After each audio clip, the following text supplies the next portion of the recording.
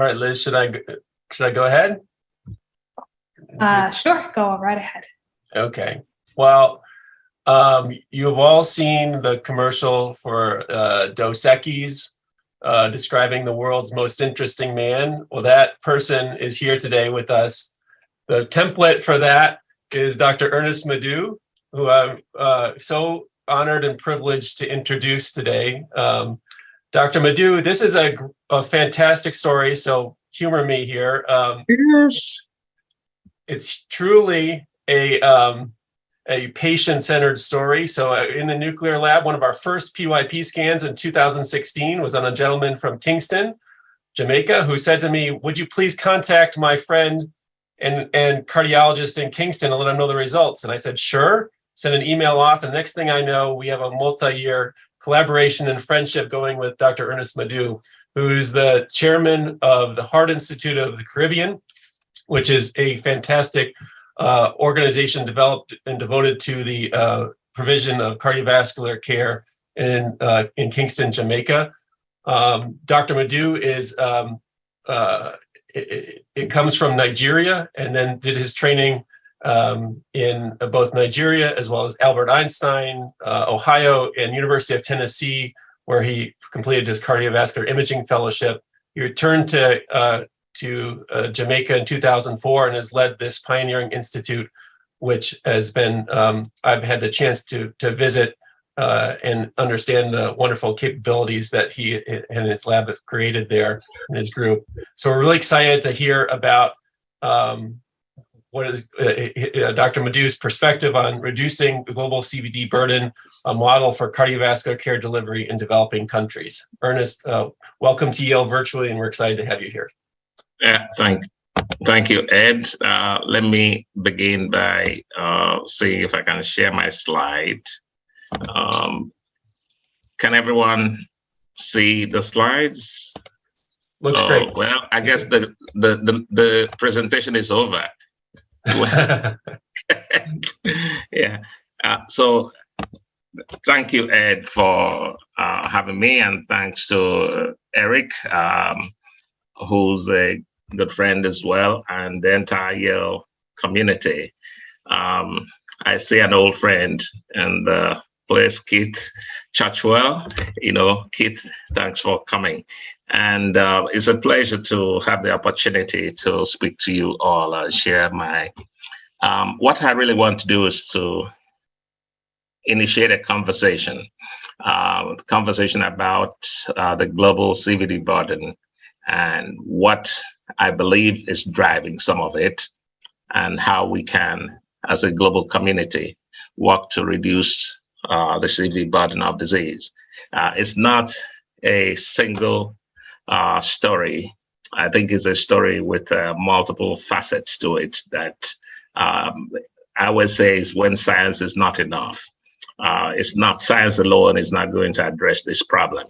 It will require an effort that goes beyond science and looks at societal issues that drive this global burden of CVD, because it's something that really needs to be addressed. So I'll begin with a brief discussion about the Global Burden of Disease project. The GBD project was funded and launched initially by the World Bank. The first GBD report was in 1990, looked at 107 diseases in 8 regions of the world. The GBD project involves a systematic scientific effort that quantifies disease and the comparative magnitude of the health losses due to diseases, injuries, and risk factors associated with them. It's done in a scalable way. It's a very flexible design that allows epidemiologists to layer data from year to year as more information becomes available. The GDB project has been updated over several years. Minor updates in 2000, 2001, and 2002, and major updates from 2010. The last update we have was 2019, which was published in the Lancet in October 2020. And that was a very comprehensive report that involved about 5,000 investigators looking at from 5,000 investigators from 152 countries, looking at 204 countries and territories around the world. What it has been consistent in the GDB reports has been that countries around the world share similar health problems, even though the magnitude and distribution may differ substantially.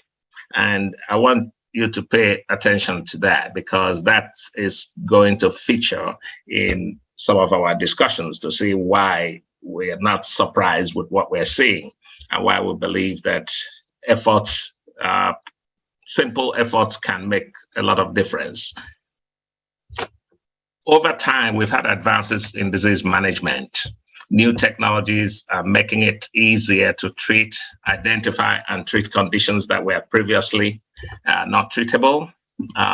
The patient that Ed mentioned is a patient that had cardiac amyloid, and until not long ago, cardiac amyloidosis was not considered to be that common. We know it's a lot more common than we used to think. And I will speak a little bit more about it towards the end of the talk. This is one of the things that happen when scientific advances take place. There are also technological advances that are shifting care from the hospital setting to the outpatient facilities. We're all familiar with that. Keith and I come out of Vanderbilt, and the Vice Chancellor, Harry Jacobson, is very well-known nephrologist who pioneered outpatient dialysis treatment with his renal care group. Before then, dialysis was mainly an in-hospital service. And there are so many services like that that are migrating outside of the hospital, including coronary angiography that can now be safely done. We built the first outside hospital cardiac cath lab in Jamaica, or in the English-speaking Caribbean, and has run that facility for many years successfully. Personalized healthcare, telemedicine, remote patient monitoring are all taking place. These events are well chronicled by Eric Topol in his book, The Creative Destruction of Medicine. It was a landmark book. I consider that one of the best books on the area in the subject. Was published in 2013. And in that book, Dr. Topol makes a case for genomics, personalized care, big data, and remote monitoring, digital disruptions, and warns us that these things are coming, and actually encourages consumers to advocate, for these things. But the problem is that with all these changes, we still have a lot of global imbalance. Why are these changes not being used to address health inequalities and bridge the gap in access for all across nations? And I dare say it's not just across nations. These problems persist within nations, and is the disparity that you see between those who have and those who have not, or those who have less. The major challenge to development in the 21st century is non-communicable diseases in developing countries. This is a statement from the World Health Organization, and is a statement that is based on empiric data. Without resolving the issues with non-communicable diseases, it's very difficult to drive development in many countries around the world. When we look at the total deaths around the world, we see 58 million people die every year around the world. About 60% of these happen in developing countries. About 60% of these are from non-communicable diseases, and about 80% of these non-communicable diseases deaths are occurring in developing countries around the world. So you have 35 million deaths from non-communicable diseases out of 58 million, and 28 million of those are occurring in developing countries around the world. That is about 80%. What is most interesting is that about 50% of these deaths could have been prevented, and that should be about 14 million lives saved. if we do some of the right things. We have a lot of improvements in the way we take care of cardiovascular diseases. We have primary interventions, we have secondary prevention with use of beta blockers, statins, high intensity statins, and ACE inhibitors, and the whole 9 yards. So these have been very useful around the world. But despite these improvements in the treatment of cardiovascular diseases, we continue to have increasing mortality from CVD. Since 2007 to this slide shows what's going on from 2007 to 2017. So despite all the best efforts, we're still having rising mortality from cardiovascular diseases. So the question is, why is that happening? Clearly, it's because of disproportionate mortality in other regions of the world that are not benefiting from these advances. It's estimated that about 17.3 million people die from cardiovascular diseases around the world each year. That will represent about 30% of total mortality yearly around the world.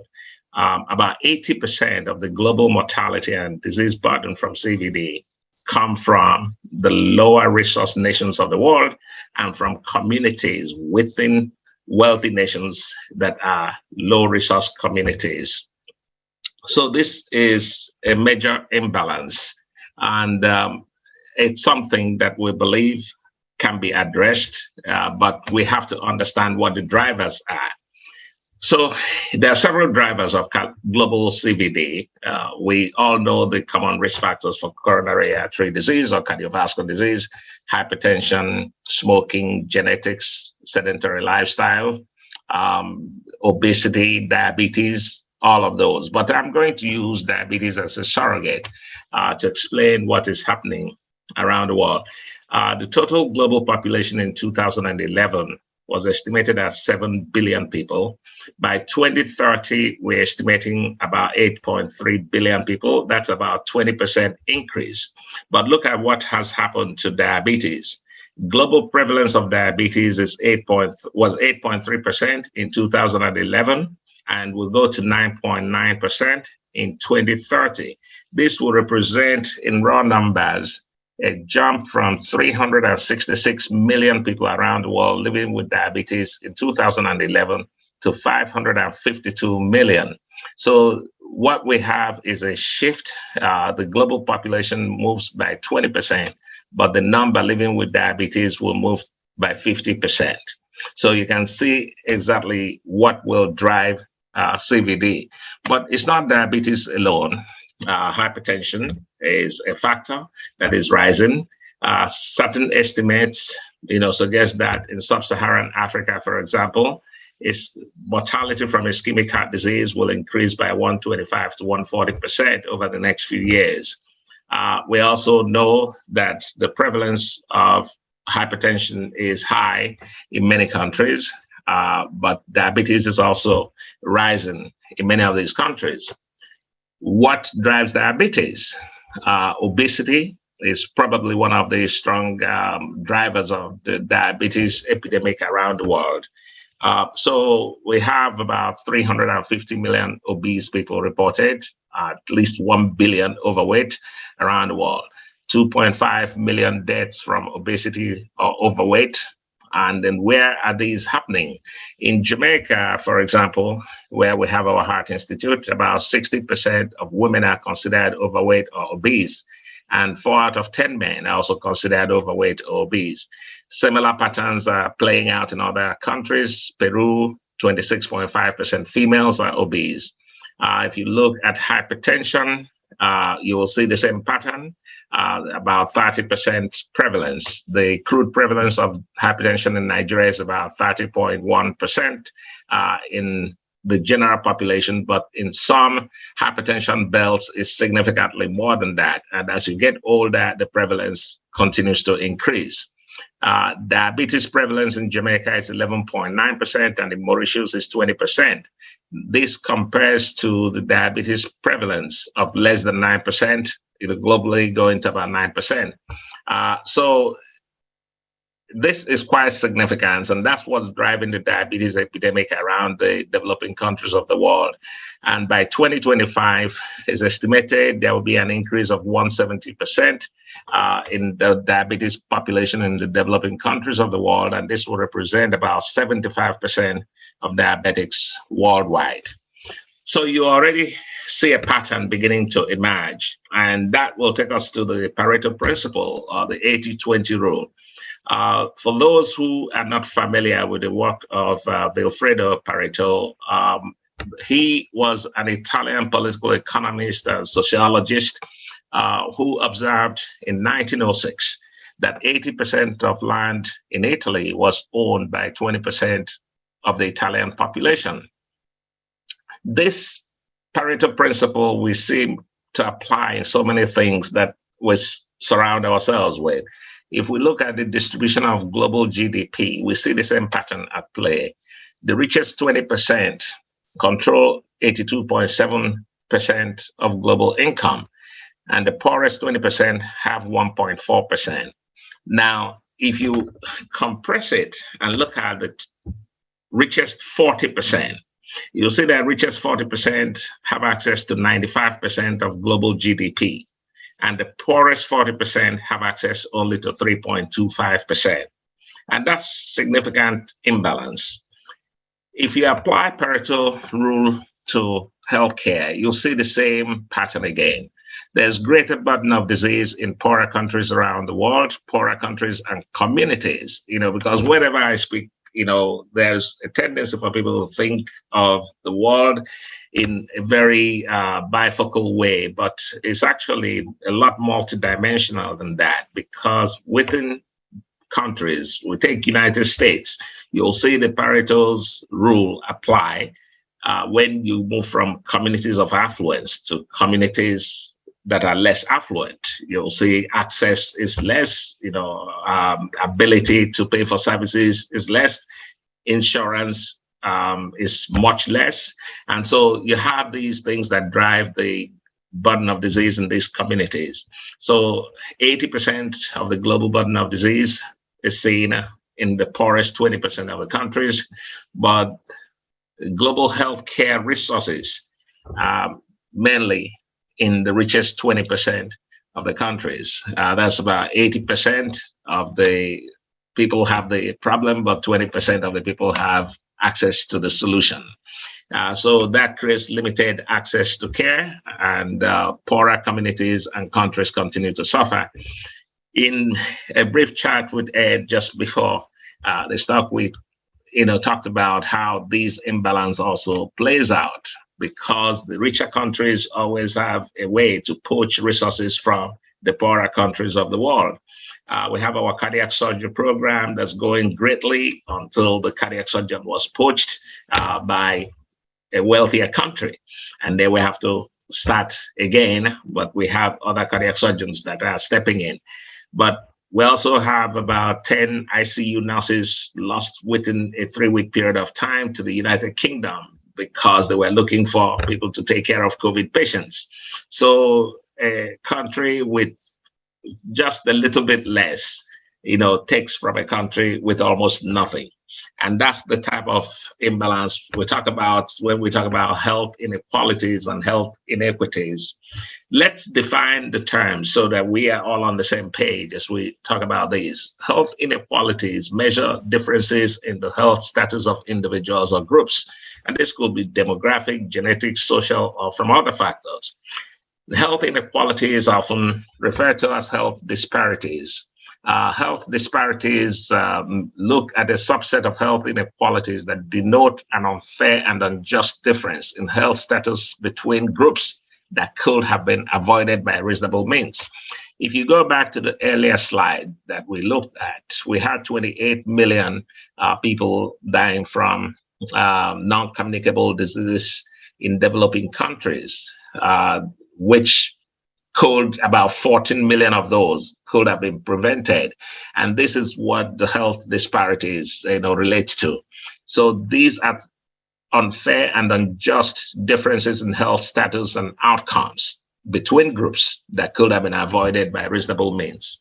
These health inequalities or inequities are usually a result of multiple factors, many of them social factors that are beyond our scope to deal with, but I'll mention them for the heck of it. Poor governance and infrastructure, corruption, human capital deficit, cultural exclusion, unfair trade agreements. And when I speak in multiple fora, there is always a tendency for some people in the audience to think about what kind of additional aid to give to developing countries. But truthfully, the answer is not in aid. The answer is in trade and investment. You have to have fair policies that make it possible, for developing countries to solve their developmental problems. And solving these developmental problems means they have to have the human capital to deal with it. And that is a constant problem, and we'll speak more about it. Global inequalities will remain a big problem for the global community because almost 80% of the world population live in countries where 90% of the citizens live on less than $30 per day. Just think about that for a minute. About 80% of the global population live in countries where more than 90% of the people live on less than $30 per day. And this cannot be helpful for anyone, as we will see. But the reason we also have to pay attention to that is we understand that income and life expectancy are closely related, and I'll explain why. This slide looks at GDP per capita and life expectancy at birth in 169 countries. It looks at the wealthy countries and the poorer countries. If you look at countries where GDP per capita is less than $5,000, and compare that to countries where GDP per capita is over $20,000, you'll see that in the poorest countries, between 1975 and 2005, life expectancy has not moved.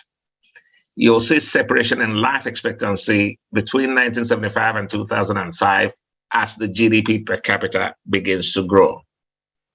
This is because those with the resources have better investment in the healthcare system. Switzerland, Germany, Canada, France all have about 10% of their GDP invested in healthcare services. You can also throw in South Korea to that. GDP per capita spent on health in the USA as somewhere, depending on which data you look at, hovers between $3,000 to $5,000. Compare that to Latin America and the Caribbean, it's only about $262. And then stretch it and go back to Africa. Nigeria is only $1.13. That's $1 US, 1.13, per person, per capita spent on healthcare. And that is very low. If you look at the budgetary allocations, for healthcare, I've just shown you what other countries are doing. GDP per capita is about 10 to 15% from different countries. In most countries in Africa, is way less than 5%. In Nigeria, is only about 2.5%, and in Cameroon is 3%. And the one in Cameroon is actually quite interesting because that 3%, about 50% of that, 55% precisely goes to salary.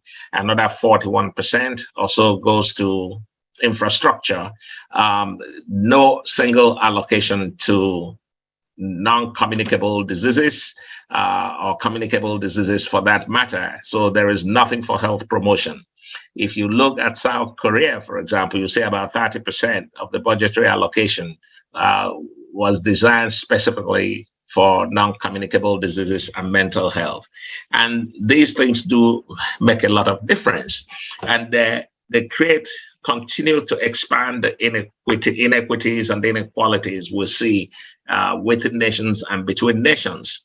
But health inequities are harmful to everyone.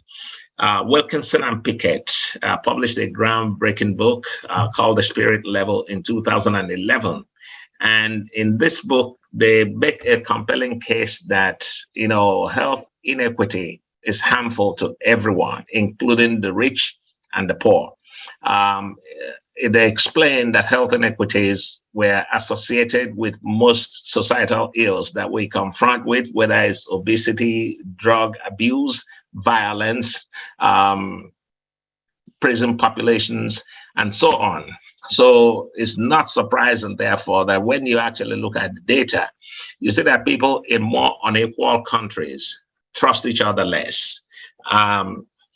For those of you in the USA, you might think about that for a minute, because USA doesn't factor highly there. It's one of the more unequal countries around the world, and where trust is limited between individuals. If you look at where the trust levels are high, it's the Nordic countries: Sweden, Norway, Denmark, Finland. Japan does well there too. But you can invert the lines and then see that in the same unequal countries, prison populations are exploding. USA is way up there with Singapore. And then you look at the countries where there is less inequality, there is less prison population. This work was expanded by Gian Emmanuel De Neve from Oxford University, who published this in the London School of Economics Business Review in 2016, showing that well-being declines as income inequality increases. And this, by the way, also affects child well-being. But like I've said, it's not a simple story. So these inequalities are linked to a host of social determinants of health. Our socio-economic, cultural, and environmental conditions are pretty much determined by our social and economic networks. How we live and how we die oftentimes can be predicted by our social and economic and social and community network. Because our social and community network will give us good access or limited access to employment, a better work environment, education, water, sanitation, healthcare services, food, and housing. So it does matter how these factors interplay, but what we come to realize is that social position matters. Education and income are markers of socioeconomic position. People with lower socioeconomic position are more likely to have worse access to healthcare, but social position is also influenced by who we know and what communities we come from and what kind of work or job positions we occupy.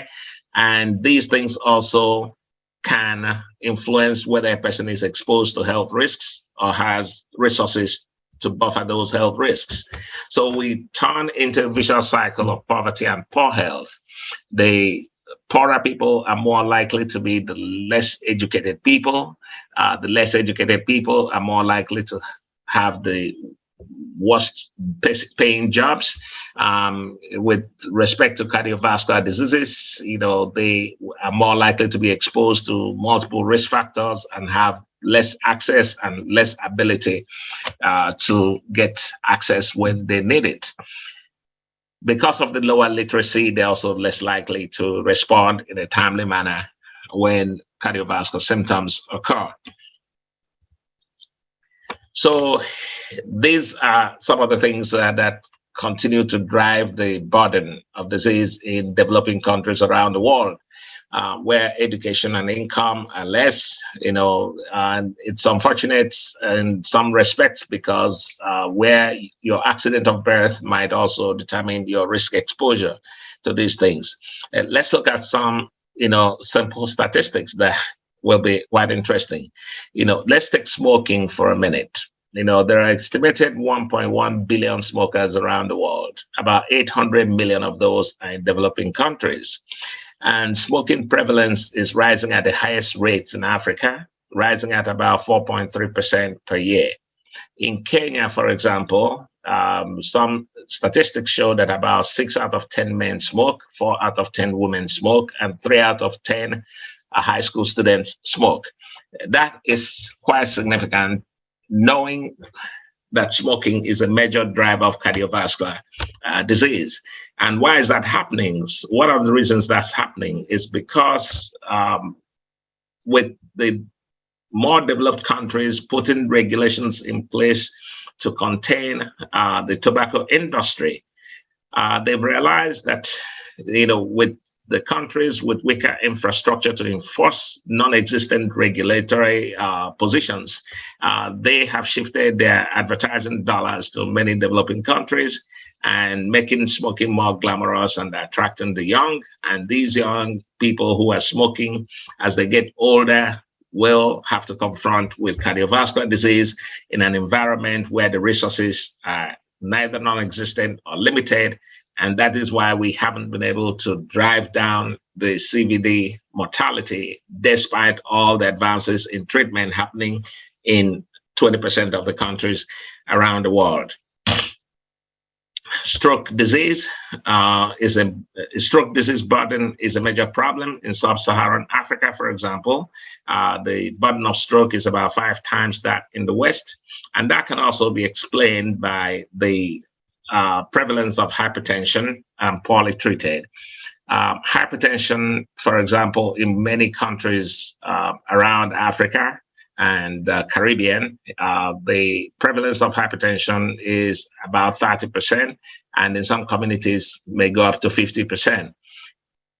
This is quite significant. There is a study published out of Tanzania that shows that in the population studied, only 20% of the population were aware of their diagnosis of hypertension, and only 10% were getting any treatment, and less than 1% were treated to optimal numbers.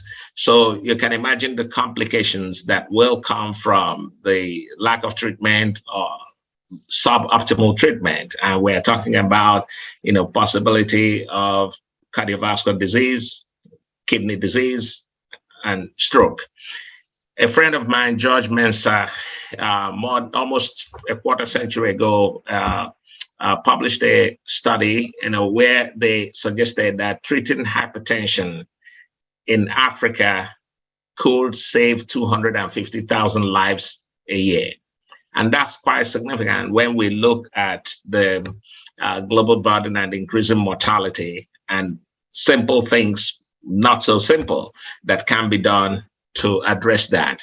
Obesity rates are also high among those with low education and also in lower income countries. And it's driving diabetes, as we've shown earlier. Marshall Tollery, one of our endocrinologists, had published some work where he showed that obesity is rising among adolescents in Jamaica, and among obese adolescents in Jamaica, type 2 diabetes is becoming more prevalent. So these are some of the things that drive the rising cardiovascular disease mortality, especially in low-resource nations.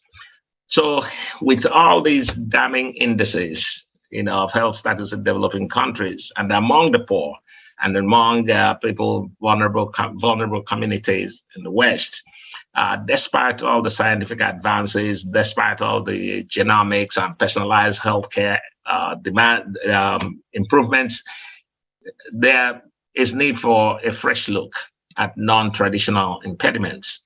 So my position is that we must improve conditions of daily living. We must improve educational systems to improve the human capacity. Socioeconomic structure and wealth distribution has to be looked at. Health systems have to be reorganized. But in the meantime, we must look at smart and innovative technology adaptation. The same Vilfredo Pareto that we talked about in the beginning of this conversation also developed what is known as Pareto efficiency, and which Pareto himself called Pareto optimality. Pareto efficiency says that an allocation is efficient if an action makes some individual better off but no individual is worse off. And my position is that we need to drive for Pareto efficiency in healthcare, because providing the technical assistance and the aid to develop healthcare in lower resource communities does not in any way impoverish the wealthier countries of the world. So there is an opportunity to improve outcomes for the global community without harming any particular nation. So for those of you sitting in the audience here, there are opportunities that exist that somebody, the conversation I want to initiate is, what can individuals do and what can a collective do?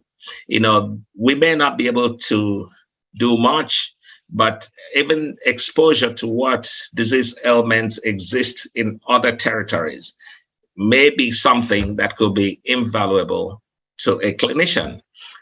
Maybe in Jamaica, for example, my first foray in Jamaica, and I don't think I ever saw anything like that while I was at Vanderbilt, and I doubt if kids did too. See people walking in with blood pressure of 230 over 130, and you wonder why he hasn't stroked out and why his kidneys are still functioning. And he will tell you that, he's known about it for the past 3 years. So, how do you deal with those situations where it's not just even a resource limitation issue, but it's a knowledge gap? How do you transfer knowledge to places where they may be most useful? Will a fellow, for example, benefit from spending time in other societies where the infrastructure may not be as robust as where they are used? Will a medical resident gain an advantage going to Malawi for a clinical rotation? Will a cardiology fellow gain an advantage coming to Jamaica for a clinical rotation? So those things make a lot of difference in our outlook that will help us address the critical factors that we see that drive health inequality. Education and technology are key to maintaining these progress and making scientific advances accessible to the poor and improving outcomes. But to achieve these indices, we must close the economic gap. And if we can't, then we must leverage technology and integrate them into national development plans. We have to find a way to improve public awareness of what appropriate technology options are. Demand will drive supply. Absence of appropriate technology and access to technological advances remain a problem. Lack of infrastructure is a problem. Expertise is a problem. Deficit is a problem. And this deficit continues to be exaggerated.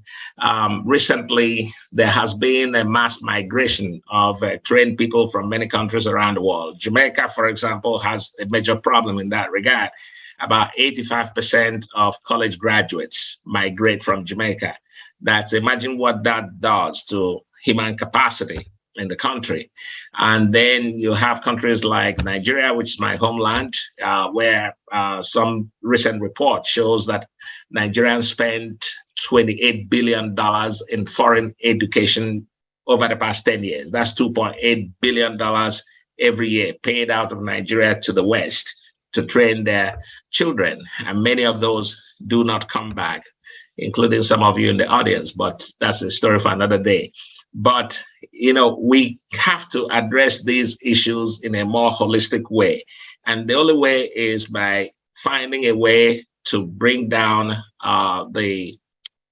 improve the infrastructure in developing countries by making sustainable investment in healthcare delivery systems that will retain the healthcare workforce and then improve access.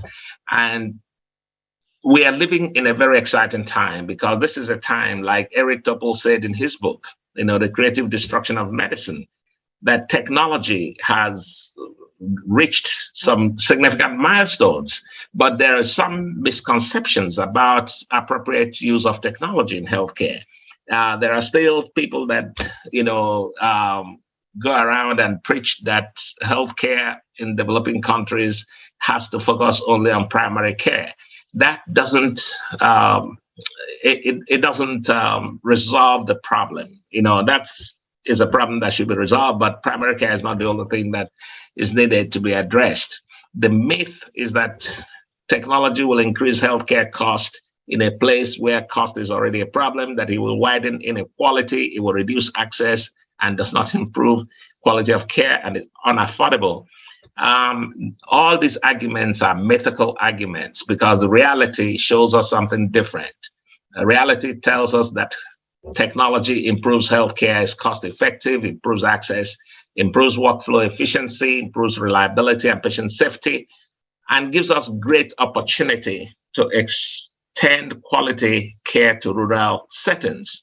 So we begin, and this is the work we've tried to do over the past 18 years, to change the paradigm and redefine what healthcare truly is. That healthcare should not be primary care alone for low-resource nations, because it cannot be. Where we have a problem with rising mortality from non-communicable diseases, and of course, as a cardiologist, we focus on CVD. We have to use technology to drive progress in these areas. We have to train people, and we have to train them in using technology in a smart way. When I give this talk, I like this slide because it shows us what technology really is, so that we don't really think about technology only for the highfalutin. We move from rotary phones to the smartphones. We are not writing letters and sending anymore. We're sending emails. We're sending WhatsApp messages. We're using we're getting our news from digital sources. So the same things can be effectively used in healthcare. And that's what we've tried to do in both Jamaica and Nigeria. And I will get to, try to end my talk by sharing with you some of our our experience with the Heart Institute of the Caribbean. When we arrived in Jamaica to launch the Heart Institute of the Caribbean in 2004, 2005, it was very shocking to us, the state of cardiovascular care that we met in the island. More so, given that Jamaica is only 1.5 hours to Miami. But the wealthy had gotten so comfortable in getting on the plane and going to Miami for their health care, for their cardiovascular care. The problem is that this is not a sustainable approach, especially in a country where cardiovascular disease, it's a major cause of death and disability. By government statistics, about 51% of hospital admissions in Jamaica are related to cardiovascular diseases of one form or another. Hypertension is prevalent, diabetes is prevalent, heart disease. We estimate about 7,500 myocardial infarctions occur every year in the island of 3 million people. But in 2005, what we saw was very shocking. All across Jamaica, there was only one cath lab, and the cath lab operated 1 day a week, maybe 1 or 2 days. And in those 1 or 2 days, they would do maybe 3 or 4 cases. And that was it. And then we also had services like echocardiography, where probably in an entire month, maybe less than 50 echoes were being done. We launched our program, and then we began the process of training individuals to make cardiovascular techs out of them. We trained the first set of echo techs in Jamaica, and many of these techs are working across the 14 parishes of Jamaica. We introduced stress echo to Jamaica. It did not exist, and it's a simple technique that was very useful, but did not exist. We brought in dobutamine and so on, and it launched dobutamine stress echo. We introduced Holter services. Surprisingly, there was no 24-hour Holter monitoring service. There was no 24-hour ambulatory blood pressure service. We introduced all those tiltable tests with autonomic function lab. And then we built our own cath lab. And then the cath lab has been working very well. If you see this graph, it shows our trajectory. We were invited, and Dr. Mezue, who is one of your fellows, worked with me and this paper for FACET Bioadvances in 2021. And we reported our experience in Jamaica. And over the time, by 2021, we had nearly 200,000 patient encounters, including over 4,000 cardiac interventional procedures, and more than 40,000 echocardiograms done, and nearly 10,000 stress and myocardial perfusion scanning. And this is in an environment where none of these services were routinely available just about 15 years ago. It shows what's possible. And now individuals in Jamaica, the waiting time for echo when we arrived was probably about 3 to 6 months for an individual to get an echocardiogram done. Now people can walk into anywhere in any of the 14 parishes and get an echocardiogram done on demand. And that is how change happens. So we do this because we believe in smart and efficient and cost-effective use of appropriate technology. But this has to be anchored on knowledge and expertise. We have a robust research program going on. We continue to publish our experience. We have weekly conferences. We have monthly seminars. We focus on training, research, and development, because this is how we drive innovation, and we continue to follow the trends in the literature and make sure that our staff are compliant. We use quality metrics, just as you use in many facilities in the US, to drive the quality of service that we give. What I take joy in knowing that when we started using electronic medical records in 2006, I believe it was only 18% of US facilities were using electronic medical records then.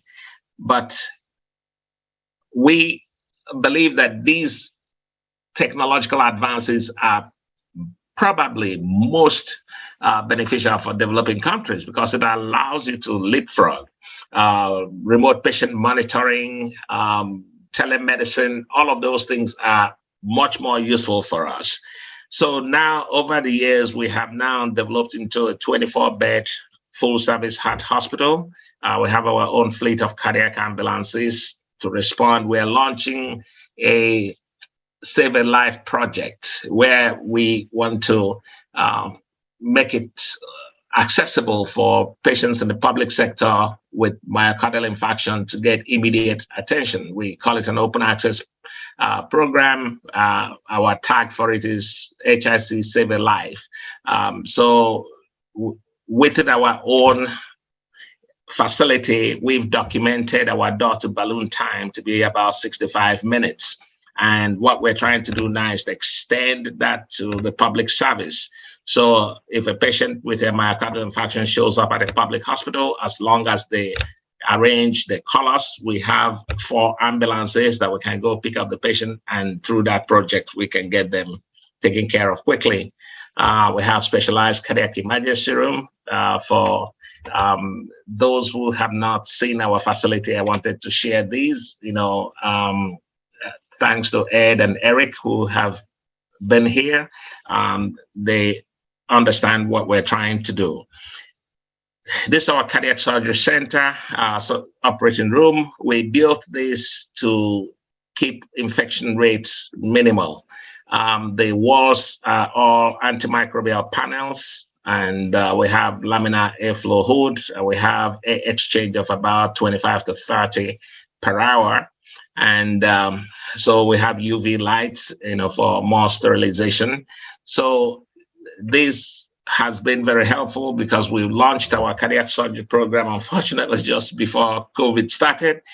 We've done dozens of cases, and we have had 0% mortality, so far. And then we continue to build on the program. We have an intensive care unit also with about 15 to 20 exchanges per hour, and we're running in there all private. And so we've used telemedicine, for multiple reasons, because we still have people, many islands in the Caribbean that are not big enough to launch full service. But we work through what we call practice partners across multiple islands in the Caribbean. And we've helped to train cardiovascular techs that can do diagnostic studies like echo, whole time monitoring. And then so these echoes are done and then transferred to our image management system, and our cardiologists will report them. We also have telecardiologists spread around the world that contribute to what we do. And that's again how individuals that are not within the system, whether you're at Yale or Ohio State or Penn, want to be part of a project like this, can do work as a telecardiologist. And we have these telecardiologists around the world that help to provide reports. And then these reports, this makes it possible for us to be very timely, rapid turnaround. And that has been an improvement in healthcare. And that has also been cost effective because we don't have to hire everyone on a full-time basis on the ground. We have electronic medical reporting, as I said. We do the same thing for whole-time monitoring, that Holters can be monitored from anywhere around the Caribbean, and they send the raw data, and we have a global license to do an analysis. This is an example of the way our echo labs are set up, with a switch hub that echoes can be done at multiple locations and then transferred to us. We've also use the same techniques in our nuclear lab, where we, unlike in the United States where you get unit dose of radioisotopes, we do not have access to unit doses. So we get the generator, and we have a hot lab where we do our own elution, and then we elute the radioisotope, and we're able to perform our perfusion scanning. So this is interesting. This slide is way from 2007, that we were already porting images via telemedicine and able to report our studies from a distance. And this is our electronic medical record system that's we've also been using for that length of time. And so in summary, all of these things have been very helpful in improving access and improving the quality of care. And that has translated to improved outcomes, for our patients.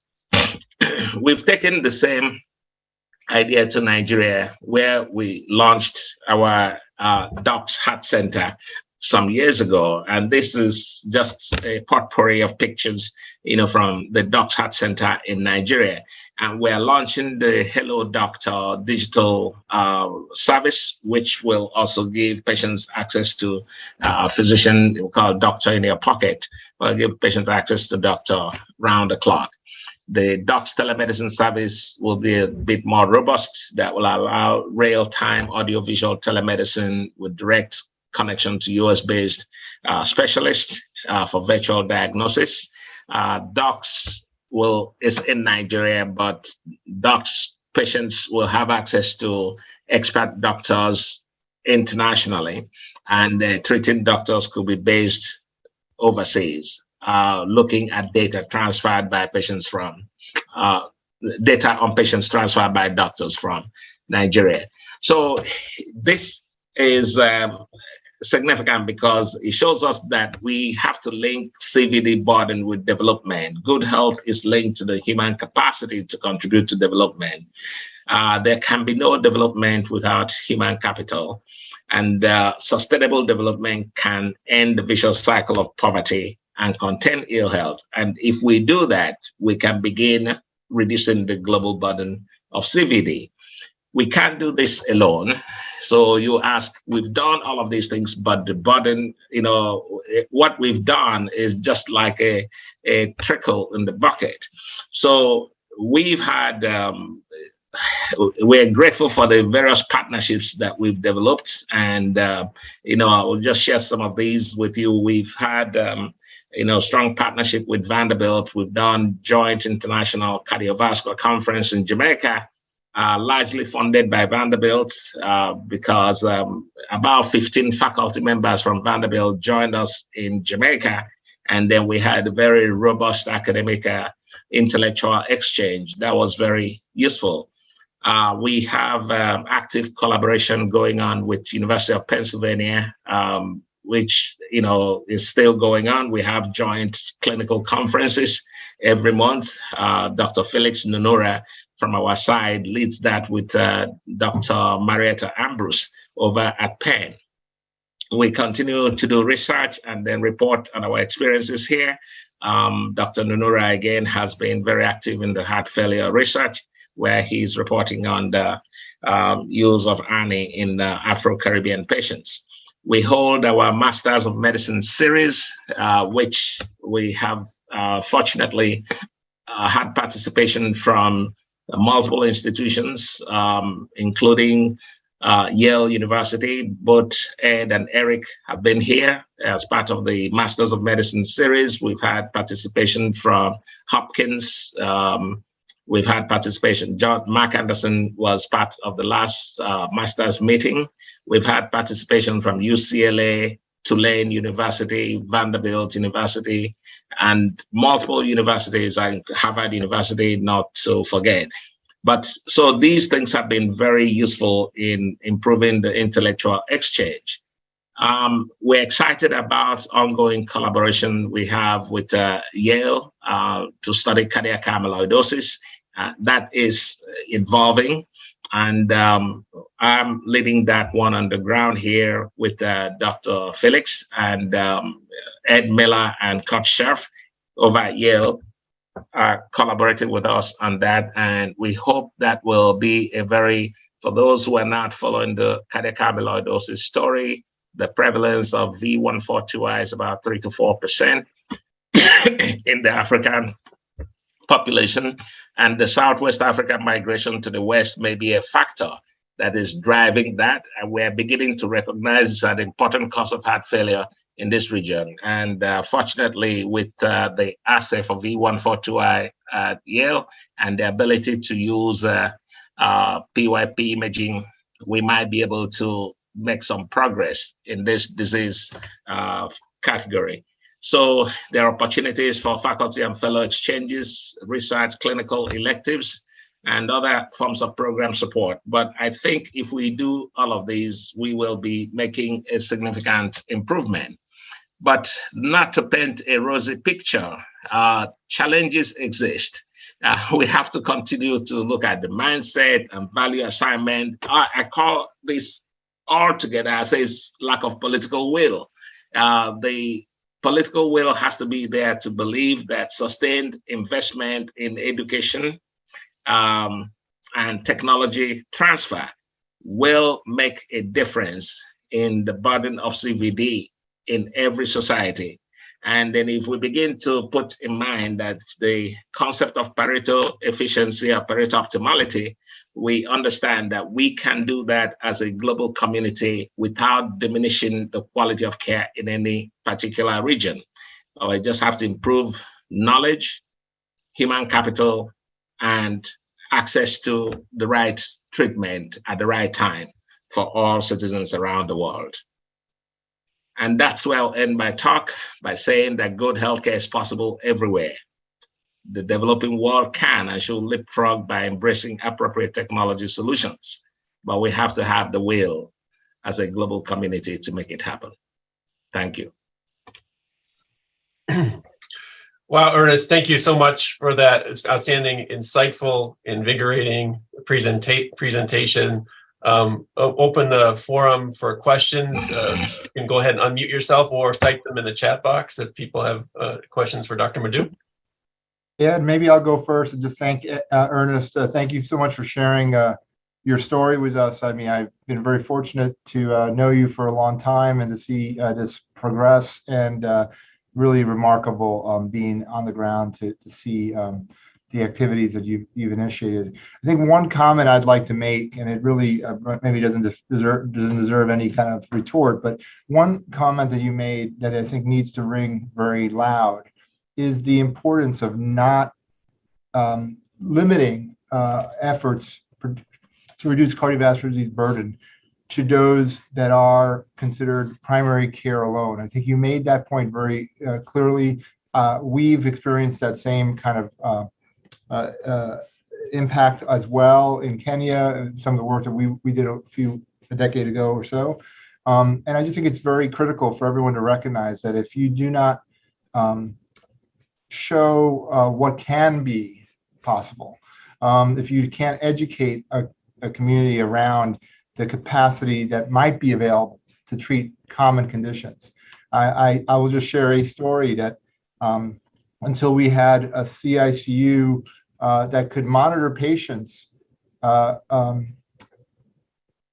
most amazing students could recite the page and the text of Braunwald around atrial fibrillation in a setting of rheumatic heart disease and the risk of imminent mortality. But until they saw it, they didn't actually put that together. And I think that kind of positioning communities to sustain educational efforts and it is just so critical. And you certainly have done that. So congratulations.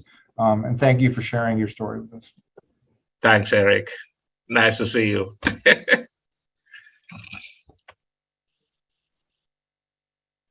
Other questions from the group or comments for Dr. Madu? Hi, Dr. Madu. This is Bob McNamara. It's just a wonderful talk and it's very inspiring what you've done. Can you just give me a little idea of your integration into community on both ends in terms of how you get access to the patients? Are they just showing up or the referral base? And then as well on the other end of how the opportunities for you to improve the healthcare outside of your institute as far as education in the patients and the community? Oh, thanks, Doc. That's an excellent question. I'll say it's work in progress, because just to go back to the comment Eric made, it's all around the same line. We'll have to continue the process of educating people about what is possible. Understand the environment where we arrived, so we're now pushing for door-to-balloon time, because that's a concept that is well understood in the global cardiology community. But because it was not even something in the rearview mirror of anyone in the public sector. So the way myocardial infarction is treated, they come in, admit them to cool off, and they give heparin and so on. And so you continue to drive home that it's not necessary because you don't have it in the public sector. It's not a reason to deny the patient that opportunity. We actually have a program that makes it possible for those patients to get that access. We realized this was a problem way back when, in 2008, we set up our own foundation, the Heart Institute of the Caribbean Foundation, specifically to facilitate public patients that need to get access.